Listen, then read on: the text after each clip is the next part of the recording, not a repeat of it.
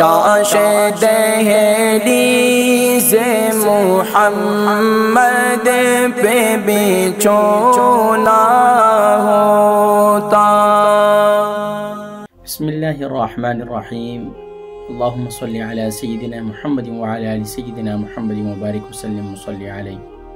الحمدللہ وسلام علی عبادہ الذین اصطفى، اما بعد فقد قال اللہ تبارک وتعالی فی القرآن المجید والفرقان الحمید۔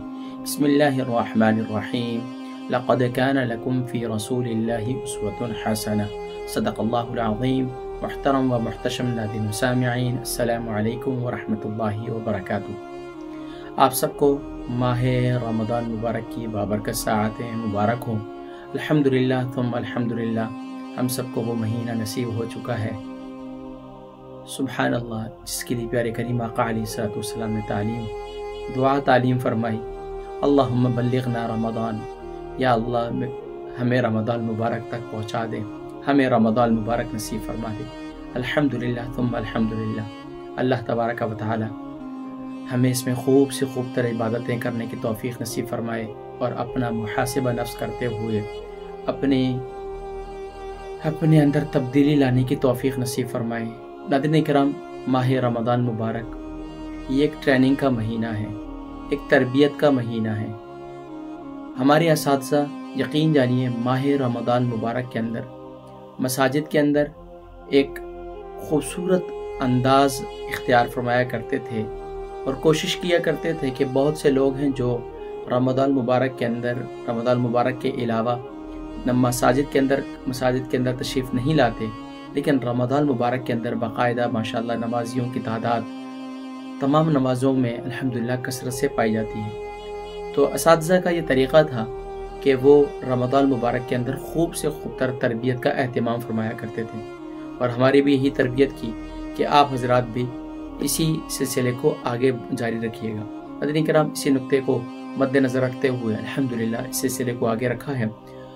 اللہ تبارک و تعالی ہمارے آج کے روزے کو اپنی بارگاہ میں قبول و منظور فرمائے، اور پچھلے رمضان مبارک کے اندر اور اب تک جتنے ہمارے مرحومین اس دنیا فانی سے رخصت ہو گئے، اللہ کریم سب کی بخشش و مغفرت فرمائے۔ ناظرین کرام، آج ہم حضور اکرم صلی اللہ علیہ وآلہ وسلم کی ایک حدیث مبارکہ کو سامنے رکھتے ہوئے ہم جو ہے آج اپنی تربیت اور آج کے اپنے روزے کی حفاظت اس انداز سے کریں گے کہ پیارے کریم آقا علیہ الصلوۃ والسلام نے ارشاد فرمایا، قال رسول اللہ صلی اللہ علیہ وسلم تکف شرک عن الناس۔ فرمایا پیارے کریم آقا علیہ الصلوۃ والسلام نے کہ یعنی کہ اپنے شر کو لوگوں سے بچاؤ، یعنی کہ جو تمہارا تو اپنی ذات سے کسی کو تکلیف نہ پہنچاؤ۔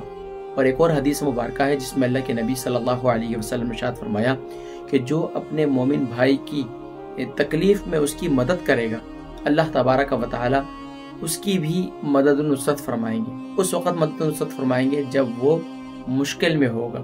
تو گویا کہ ہمیں یہ تعلیم دی کہ ہم کسی کو تکلیف نہ دیں بلکہ دوسروں کے لیے آسانی پیدا کریں تاکہ ہمارے لیے بھی آسانیاں پیدا ہوں۔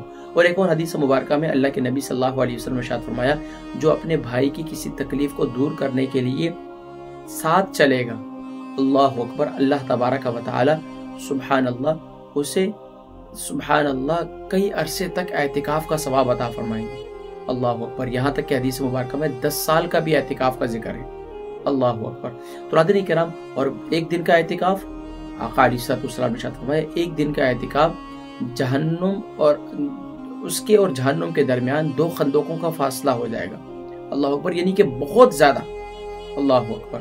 کاش دہلیز محمد پہ بچھونا